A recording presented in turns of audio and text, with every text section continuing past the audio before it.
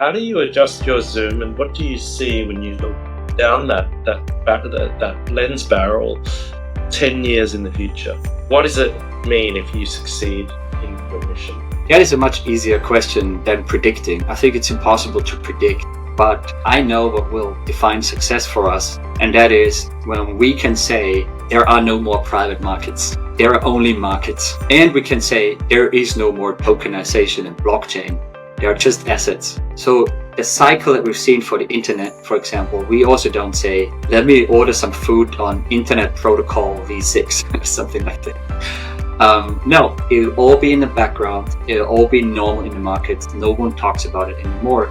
It will be very normal that anyone globally can invest also into these assets that may not be yet publicly listed. That is the very simple definition of success, and I have very strong conviction that this is where markets are headed.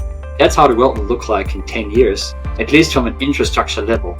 Then of course, a lot will change because we will have machines, AI, be in these markets as well, probably as smart colleagues, as counterparties. Honestly, I'm optimistic to a fault, sometimes to my own detriment, but I think the world will turn out very positive. We will be able to fall back to be very human again, messy, creative, crazy ideas, just hanging out with each other, talking, and not doing things like filling in Excel cells or, pick your analogy.